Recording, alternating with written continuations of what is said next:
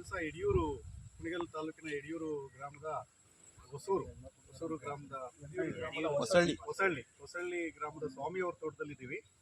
So ಈಗಾಗಲೇ ಎಲ್ಲರಿಗೂ ಗೊತ್ತಿರೋ ಹಾಗೆ ಈ ಒಂದು ಕಪ್ಪು ತಲೆ ಹುಳು ಏನಿದೆ ತೆಂಗಿನಲ್ಲಿ ಅದರ ಹಾವಳಿಯನ್ನು ಜಾಸ್ತಿ ಮಾಡಿ ಕಳೆದ 3 ತಿಂಗಳಿಂದ ಇಲ್ಲಿ ಸಾಕಷ್ಟು ತೋಟಗಳಿಗೆ ತೆಂಗಿನ ತೋಟಗಳಿಗೆ ಇದು ತುಂಬ ಫಾಸ್ಟಾಗಿ ಸ್ಪ್ರೆಡ್ ಆಗಿ ಈ ಗರಿಗಳೆಲ್ಲ ಒಣಗಿ ಹೋದ ಹಾಗೆ ಇದು ಇಡೀ ಗಿಡವೇ ಒಣಗೋದ ಒಂದು ಪರಿಸ್ಥಿತಿಯಲ್ಲಿ ನಾವು ಇದ್ದೀವಿ. ಒಣಗೋಗಿದೆ ಅನ್ನೋ ಒಂದು ಪರಿಕಲ್ಪನೆಯಲ್ಲಿ ನಾವಿದ್ದೀವಿ. ಇವತ್ತಿನ ದಿವಸ ನನ್ನ ಜೊತೆ ನಮ್ಮ ಕೃಷಿ ವಿಜ್ಞಾನ ಕೇಂದ್ರದ ವಿಜ್ಞಾನಿಗಳಿದ್ದಾರೆ, ಕಿತ್ತೂರು ಕೃಷಿ ವಿಜ್ಞಾನ ಕೇಂದ್ರದ ಎಲ್ಲ ವಿಜ್ಞಾನಿಗಳಿದ್ದಾರೆ, ಮತ್ತು ತಾಲೂಕಿನ ಹಿರಿಯ ಸಹಾಯಕ ತೋಟಗಾರಿಕಾ ನಿರ್ದೇಶಕರಿದ್ದಾರೆ, ಅದೇ ರೀತಿ ಸಹಾಯಕ ತೋಟಗಾರಿಕಾ ಅಧಿಕಾರಿಗಳಿದ್ದಾರೆ, ಮತ್ತು ಎಲ್ಲ ನಮ್ಮ ರೈತ ಬಾಂಧವರು ಇದ್ದೀರಿ. ಸೊ ಇದು ಸಾಮಾನ್ಯವಾಗಿ ಈ ಒಂದು ಕಪ್ಪು ತಲೆ ಹುಳು ಅನ್ನೋದೇನಿದೆ, ಇದು ಈ ತೆಂಗಿನ ಗರಿಗಳಿಗೆ ಬರುವಂಥ ಒಂದು ಕೀಟ. ಸೊ ಇಲ್ಲಿ ಈ ಒಂದು ಭಾಗದಲ್ಲಿ ದೊಡ್ಡ ಕೆರೆ ಇದೆ. ಆ ಕೆರೆಯಲ್ಲಿ ಇದು ಜಾಸ್ತಿ ಉತ್ಪತ್ತಿಯಾಗಿ ಈ ಹುಳುಗಳು ತದನಂತರದಲ್ಲಿ ಈ ತೆಂಗಿನ ಗರಿಗಳಿಗೆ ಬರುವಂಥ ಚಾನ್ಸಸ್ ಇರುತ್ತೆ. ಮತ್ತು ಕಳೆದ ವರ್ಷ ಏನು ಹೆಚ್ಚಿನ ಉಷ್ಣಾಂಶ ಇತ್ತು, ಆ ಉಷ್ಣಾಂಶದಲ್ಲೂ ಸಹ ಇದು ವಂಶಾಭಿವೃದ್ಧಿ ಜಾಸ್ತಿ ಆಗಿದೆ. ಆ ಒಂದು ಸಮಯದಲ್ಲೇ ಇದು ಬಂದ ಒಂದು 15-20 ದಿನದ ಸಮಯದಲ್ಲೇ ಇದನ್ನು ಗುರುತಿಸ್ಬಿಟ್ಟು ಇದಕ್ಕೆ ನಾವು ಈ ಏನು ಕ್ರಮಗಳನ್ನು ತೆಗೆದುಕೊಡ್ಬೇಕು ಆ ಕ್ರಮಗಳನ್ನು ತೆಗೆದುಕೊಂಡಿದ್ರೆ ಇದು ಇಷ್ಟೊತ್ತಿಗೆ ಕಂಟ್ರೋಲಿಗೆ ಬರೋದು. ಆದರೆ ಆಗ ಒಂದು ಸ್ವಲ್ಪ ನಿರ್ಲಕ್ಷ್ಯ ಮಾಡಿರೋದ್ರಿಂದ ಇದು ಜಾಸ್ತಿ ಆಗಿದೆ. ಬಟ್ ತದನಂತರದಲ್ಲಿ ಮಳೆ ಜಾಸ್ತಿ ಬಂದಂಗೆ ಈ ವಂಶಾಭಿವೃದ್ಧಿ ಕಡಿಮೆಯಾಗಿ ಮಳೆ ಮತ್ತೆ ಮರಗಳು ಮೊದಲಿನ ಸ್ಥಿತಿಗೆ ಬರುತ್ತೆ. ಇದು ಮರ ಏನು ಒಣಗೋಗೋದಿಲ್ಲ ಪೂರ್ತಿ, ಆದರೆ ಒಣಗಿದ ಒಂದು ಸ್ಥಿತಿನಲ್ಲಿ ಕಾಣುತ್ತಿದ್ದು. ಬಟ್ ಮರ ಒಣಗೋಗೋದಿಲ್ಲ, ಮತ್ತೆ ಉಳ್ಕೊಳುತ್ತೆ. ಬಟ್ ಇನ್ನು 3-4 ತಿಂಗಳಲ್ಲಿ ಇದು ಮತ್ತೆ ಮೊದಲಿನ ಸ್ಥಿತಿಗೆ ಬರುತ್ತೆ. ನಾವು ಅಷ್ಟರೊಳಗಡೆ ಇದನ್ನು ನಾವು ಮತ್ತೆ ನಿರ್ಲಕ್ಷ್ಯ ಮಾಡಬಾರ್ದು. ಇದಕ್ಕೆ ಏನೆಲ್ಲ ಟ್ರೀಟ್ಮೆಂಟ್ ಕೊಡಬೇಕು ಅದನ್ನು ನಾವು ಕೊಡಬೇಕಾಗುತ್ತೆ. ಸೊ ಈಗ ನಮ್ಮ ಕೃಷಿ ವಿಜ್ಞಾನ ಕೇಂದ್ರದ ತೋಟಗಾರಿಕಾ ವಿಜ್ಞಾನಿ ಕೀರ್ತಿಶಂಕರ್ ಇದ್ದಾರೆ. ಅವರು ನಿಮಗೆ ಹೇಳ್ತಾರೆ ಇದನ್ನು ಯಾವ ರೀತಿ ಕಂಟ್ರೋಲ್ ಮಾಡಬೇಕು ಅಂತ ಹೇಳ್ಬಿಟ್ಟು ನಿಮಗೆ ಪ್ರಾತ್ಯಕ್ಷಿಕೆ ಮಾಡಿ ತೋರಿಸ್ತಾರೆ. ಎಲ್ರಿಗೂ ನಮಸ್ಕಾರ. ಇದು ಕೀಟದ ಲಕ್ಷಣಗಳು ಮೊದಲು ಯಾವ ಥರ ಇರುತ್ತೆ ಅಂತಂದರೆ, ಹುಳ ಬರುತ್ತಿತ್ತು, ಲಾರ್ವಾ ಅಂತ ಹೇಳ್ತೀವಿ, ಅದು ಹುಳ ಇರುತ್ತೆ. ಗರಿಯ ಕೆಳಭಾಗದಲ್ಲಿ ಇರುತ್ತೆ ಹುಳ, ನಿಮಗೆ ಮರ ಎತ್ತರದಲ್ಲಿ ಇರೋದ್ರಿಂದ ಕಾಣಿಸಲ್ಲ. ಅದೇನು ಮಾಡುತ್ತೆ, ಹಸಿರು ಭಾಗಗಳನ್ನು ಕೆರೆಯಕ್ಕೆ ಸ್ಟಾರ್ಟ್ ಮಾಡುತ್ತೆ. ಕೆರೆದು ಏನು ಮಾಡುತ್ತೆ, ಆಹಾರ ಉತ್ಪಾದನೆ ಮಾಡ್ತೀವಲ್ಲ, ಏನು ಫೋಟೋಸಿಂಥಸಿಸ್ ಅಂತ ಹೇಳ್ತೀವಲ್ಲ, ಅದನ್ನು ನಾಶ ಮಾಡುತ್ತೆ. ಆಹಾರ ಉತ್ಪಾದನೆ ಮಾಡೋದು ಸ್ಟಾಪ್ ಆದ ತಕ್ಷಣವೇ ಗರಿಗಳೆಲ್ಲ ಏನಾಗುತ್ತೆ, ಒಣಗ್ದಂಗೆ ಕಾಣಿಸುತ್ತೆ. ಕೆಳಗಡೆಯಿಂದ ಗರಿಗಳೆಲ್ಲ ಒಣಗಿರುತ್ತೆ. ಟಾಪಲ್ಲಿ ಅಂದರೆ ಸುಳಿನಲ್ಲಿ 2-3 ಗರಿ ಮಾತ್ರ ಹಸಿರಾಗಿರುತ್ತೆ.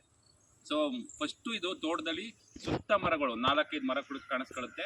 ಆಮೇಲೆ ಗಾಳಿ ಬೀಸ್ದಂಗೆ ಎಲ್ಲ ನಿಮ್ಮ ಇಡೀ ತೋಟ, ಅಕ್ಕಪಕ್ಕದ ತೋಟ ಎಲ್ಲ ಇದು ಸ್ಪ್ರೆಡ್ ಆಗೋಕ್ಕೆ ಚಾನ್ಸ್ ಆಗುತ್ತೆ. ದೂರದಿಂದ ನೋಡಿದ್ರೆ ತೋಟ ಯಾರೋ ಬೆಂಕಿ ಹಾಕೋರೆ ಸುಟ್ಟಂಗಾಗೈತೆ ಅಂತ ಅನಿಸುತ್ತೆ. ಬಟ್ ಹತ್ರದಿಂದ ಬಂದು ನೋಡಿದ್ರೆ ಕೆಳಗಡೆ ಎಲೆಗಳು ಮಾತ್ರ ಒಣಗಿರ್ತವೆ, ಮೇಲ್ಗಡೆ ಎಲೆ 1-2-3 ಚೆನ್ನಾಗಿರುತ್ತೆ. ಸರಿನಾ? ಇದನ್ನು ಹತೋಟಿ ಮಾಡಲು ಯಾವ್ಯಾವ ಥರ ಕ್ರಮಗಳು ತಗೋಬೇಕಪ್ಪ ಅಂದರೆ, ಮೊದಲು ತೋಟ ನಮ್ಮದು ನೀಟಾಗಿರಬೇಕು, ಕಳೆಗಳು ಇರಬಾರ್ದು, ಉಳುಮೆ ಮಾಡ್ಕೊಂಡಿರಬೇಕು, ಮತ್ತು ಬುಡದಲ್ಲಿ ಯಾವುದೇ ಥರ ತೆಂಗಿನ ತ್ಯಾಜ್ಯಗಳು ಇರಬಾರ್ದು. ಯಾಕಂದರೆ ಅದರದ್ದು ಸಂತಾನೋತ್ಪತ್ತಿ ಮಾಡುವಂಥ ಜಾಗ. ಈಗ ಕರಿಗಳಿರ್ಬೋದು, ಮೊಟ್ಟೆಗಳಿರ್ಬೋದು, ಅದನ್ನೆಲ್ಲ ನೀವೇನು ಮಾಡ್ತೀರಿ, ಕಟ್ ಮಾಡಿ ಬುಡದ ಹತ್ರನೇ ಹಾಕೊಂಡಿದ್ರೆ ಅಲ್ಲಿ ಸಂತಾನೋತ್ಪತ್ತಿ ಆಗಿ ಸ್ಟಾರ್ಟ್ ಆಗುತ್ತೆ. ಒಂದು. ಎರಡನೇದು, ಪ್ರತಿ ಮರಕ್ಕೆ ಪೋಷಕಾಂಶಗಳು, ಅಗತ್ಯವಾದ ಪೋಷಕಾಂಶಗಳು ಕೊಟ್ಟರೆ ಕೀಟ ಮತ್ತು ರೋಗ ಬಾಧೆ ಆದ್ರೂ ಕೂಡ ತಡ್ಕೊಳ್ಳುವಂಥ ಶಕ್ತಿ ಇರುತ್ತೆ. ಒಂದು ಮರಕ್ಕೆ ಸುಮಾರು 1/2 kg ಸಾರಜನಕ, 1/2 kg ರಂಜಕ, 1 kg ಪೊಟ್ಯಾಶ್ ಅಂತ ಹೇಳ್ತೀವಿ. ಪ್ಲಸ್ 5 kg ಬೇವಿನ ಹಿಂಡಿ, 25-30 kg ಕೊಟ್ಟಿಗೆ ಗೊಬ್ಬರ ಚೆನ್ನಾಗಿ ಬೆಳೆತಿರ್ಬೇಕು. ಆ ಥರ ಮರ 50 ಗ್ರಾಮ್ ಬೋರಾನ್ ಮತ್ತು ಜಿಂಕ್ನ ಹಿಂಗಾರಿಗೊಮ್ಮೆ ಮುಂಗಾರಿಗೊಮ್ಮೆ ಮರದ ಬುಡದಿಂದ 5-6 ಅಡಿ ಸುತ್ತ 1/2 ಅಡಿ ಟ್ರೆಂಚ್ ಓಪನ್ ಮಾಡಿ ಇಷ್ಟನ್ನು ಹಾಕಿ ಟ್ರೆಂಚ್ನ ಮುಚ್ಚಬೇಕು. ಆವಾಗ ನಿಮ್ಗೆ ಏನಾಗುತ್ತೆ ಅಂದರೆ ಕರೆಕ್ಟಾಗಿ ಪೋಷಕಾಂಶಗಳು ಕೊಟ್ಟಂಗೆ ಆಗುತ್ತೆ. ಸಡನ್ನಾಗಿ ಯಾವುದಾದ್ರು ರೋಗ ಮತ್ತು ಕೀಟ ಬಾಧೆ ಕಾಣಿಸ್ಕೊಂಡ್ರು ಮರಕ್ಕೆ ತಡೆದುಕೊಳ್ಳುವಂಥ ಶಕ್ತಿ ಇರುತ್ತೆ. ಇದಾದಮೇಲೆ ನೆಕ್ಸ್ಟು ಈ ಕೀಟ ಬಾಧೆ ಏನಾದ್ರು ಕಂಡು ಬಂದರೆ ನಿಮಗೆ ಒಂದು ಪರಜೀವಿ ಇದೆ. ರಾಜ್ಯಾದ್ಯಂತ ತೋಟಗಾರಿಕಾ ಇಲಾಖೆಯಲ್ಲಿ ಉಚಿತವಾಗಿ ಹಂಚ್ತಾರೆ ಇದರ ಹೆಸರು ಗೋನಿಯೋಜಸ್ ಅಂತ, ಆಯಿತಾ? ಇದು ಈ ಥರ ಟೆಸ್ಟ್ ಟ್ಯೂಬಲ್ ಸಿಗುತ್ತೆ ನಿಮಗೆ. ಇದನ್ನು ಒಂದು ಮರಕ್ಕೆ ಏನು ಮಾಡಬೇಕು, 10-12 ಬಿಡಬೇಕು. ಈ ಪರಜೀವಿ ಏನು ಮಾಡುತ್ತೆ, ಪರಜೀವಿ ಅಂದರೆ ಹೆಸರಲ್ಲೇ ಇದೆ, ಇದು ಬದುಕೋಕ್ಕೋಸ್ಕರ ಇನ್ನೊಂದು ಹುಳನ ತಿನ್ನಕ್ಕೆ ಸ್ಟಾರ್ಟ್ ಮಾಡುತ್ತೆ. ಇದರಿಂದ ತೆಂಗಿಗೆ ಯಾವುದೇ ಥರ ಹಾನಿಕಾರಕ ಇಲ್ಲ.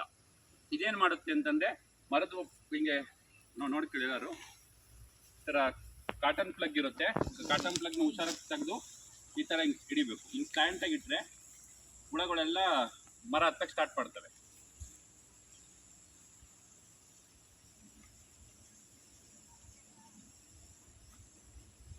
ಇಲ್ಲಿ ಹತ್ತಾ ಇದೆಯಲ್ಲ, ಈ ಥರ ಎಲ್ಲ ಮರಗಳು ಹತ್ತಕ್ಕೆ ಸ್ಟಾರ್ಟ್ ಮಾಡ್ತವೆ. ಒಂದು ಮರಕ್ಕೆ 10 ರಿಂದ 12 ಹುಳುಗಳು ಹೋಗ್ಬೇಕು. ಈ ಥರ ನೀವೇನು ಮಾಡಬೇಕು ಅಂದರೆ 2 ವಾರಕ್ಕೊಮ್ಮೆನಾರು ಈ ಥರ ಗೋಣಿ ಯೋಜನೆ ಬಿಡ್ತಾ ಇರಬೇಕು. ಪ್ರತಿ ಒಂದು ಮರಕ್ಕೂ 4 ರಿಂದ 5 ಬಾರಿ, ಅಂದರೆ 2 ರಿಂದ 2.5 ತಿಂಗಳು ಬಿಡಬೇಕಿತ್ತು.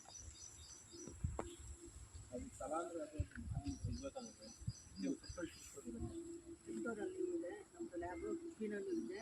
ನಾವು ಅಲ್ಲಿಂದ ಅರಸೀಕೆರೆ ಬೇರೆ ಡಿಸ್ಟಿಕ್ಕಲ್ಲಿ ಎಲ್ಲಿ ಲಭ್ಯ ಇದೆಯೋ ಅಲ್ಲೆಲ್ಲ ತರಬೇಕು. ಈ ಥರ 10 ರಿಂದ 15 ಬಿಟ್ಟ ಮೇಲೆ ಏನಾಗುತ್ತೆ, ಈ ಹುಳು ಮರದ ಮೇಲ್ಗಡೆ ಹೋಗಿ ಏನಾಗುತ್ತೆ, ನಿಮ್ಮದು ಕಪ್ಪು ತಲೆ ಹುಳ ಏನಿದೆ ಅದ್ರ ಮೇಲೆ ಮೊಟ್ಟೆ ಇಡಕ್ಕೆ ಸ್ಟಾರ್ಟ್ ಮಾಡುತ್ತೆ. ಮೊಟ್ಟೆ ಇಟ್ಟು ಆ ಹುಳನ ಸಾಯಿಸುತ್ತೆ. ಈ ಹುಳು ಸಂತಾನೋತ್ಪತ್ತಿನ ಜಾಸ್ತಿ ಮಾಡುತ್ತೆ. ಸೊ ಹಿಂಗಾಗಿ ನೀವು ಹತೋಟಿ ಮಾಡ್ಬೋದು. ಇಲ್ಲ ನಿಮ್ಮಲ್ಲಿ ಔಷಧಿ ಹೊಡ್ಕೊಳ್ಳುವಂಥ ಸೌಕರ್ಯ ಇದೆ, ದೋಟಿ ಇದೆ, ಸ್ಪ್ರೇ ಮಾಡ್ಬೋದು ಅಂದರೆ ಕರೋಝೋನ್ ಅಂತ ಒಂದು ಕೆಮಿಕಲ್ ಬರುತ್ತೆ. ಅದನ್ನು 1 ml 1 ಲೀಟ್ರ್ ನೀರಿಗೆ ಹಾಕ್ಬಿಟ್ಟು ಅದನ್ನೇನು ಮಾಡಬೇಕು, ಒಂದ್ಸಲ ಸ್ಪ್ರೇ ಮಾಡ್ಕೋಬೇಕು. 10 ಲೀಟ್ರ್ ನೀರಿಗೆ 1 ml, ಇಲ್ಲ 7.5 ml ಅಷ್ಟು ಬೇವಿನ ಎಣ್ಣೆ ಅದೇ ಸಮ ಪ್ರಮಾಣದಲ್ಲಿ ನೀರಿಗೆ ಮಿಕ್ಸ್ ಮಾಡಿ ಬೇರಿನ ಮುಖಾಂತರನೂ ಕೂಡ ನೀವು ಉಪಚಾರ ಮಾಡ್ಬೋದು. ಡ್ರೆಂಚ್ ಮಾಡ್ಬೋದು. ಇಲ್ಲ ಅಂದರೆ ಪೆನ್ಸಿಲ್ ಗಾತ್ರದ ಥಿಕ್ನೆಸ್ ಇರುವಂಥ ಒಂದು ಬೇರ್ನ ಆಯ್ಕೆ ಮಾಡ್ಕೊಂಡು, ಕೆಂಪು ಬಣ್ಣ ಇರಬೇಕು ಆ ಥರ ಬೇರ್ನ ಆಯ್ಕೆ ಮಾಡ್ಕೊಂಡು ಒಂದು ಸ್ಲ್ಯಾಂಡ್ ಕಟ್ ಹೊಡೆದು 7.5 ml ಬೇವಿನ ಎಣ್ಣೆ 7.5 ml ನೀರು ಎರಡನ್ನೂ ಒಂದು ಕವರ್ನಲ್ಲಿ ಮಿಕ್ಸ್ ಮಾಡಿ ಬೇರಿನ ಮುಖಾಂತರ ಕೂಡ ಉಪಚರಿಸ್ಬೋದು. ಯಾಕಂದರೆ ತೆಂಗಿನ ಮರ ತುಂಬ ಎತ್ತರ ಇರೋದ್ರಿಂದ ರೈತರು ಸ್ಪ್ರೇ ಮಾಡ್ಕೊಳಕ್ಕಾಗಲ್ಲ ಅನ್ನೋರು ಈ ಪದ್ಧತಿನ ಬೇಕಾದ್ರೆ ನೀವು ಮಾಡ್ಕೋಬೋದು. ಇಷ್ಟೆಲ್ಲ ನೀವು ಸಮಗ್ರವಾಗಿ ಹತೋಟಿ ಮಾಡಿದ್ರೆ ತುಂಬ ಬಾಧೆಯಾಗಿರುವಂಥ ಮರಗಳು ಒಂದು 5 ರಿಂದ 6 ತಿಂಗಳು ನಿಮಗೆ ರಿಕವರ್ ಆಗುತ್ತೆ. ಹಾಂ ಸರ್. ಇಲ್ಲ ಅಂದರೆ ಕಳೆಗೋಡಿದ್ರೆ ಇಲ್ಲ ಮೊಟ್ಟೆಗೋಡಿದ್ರೆ ಏನಾಗುತ್ತೆ, ಸಂತಾನೋತ್ಪತ್ತಿ ಜಾಸ್ತಿ ಆಗುತ್ತೆ. ನೀವು ಸ್ಪ್ರೇ ಮಾಡಿ ನಾವು ಗೋಣಿ ಜ್ಯೂಸ್ ಎಲ್ಲ ಬಿಡ್ತಾ ಇರೋನು ಅದು ಸಂತಾನೋತ್ಪತ್ತಿ ಆಗ್ತಾ ಇರುತ್ತೆ.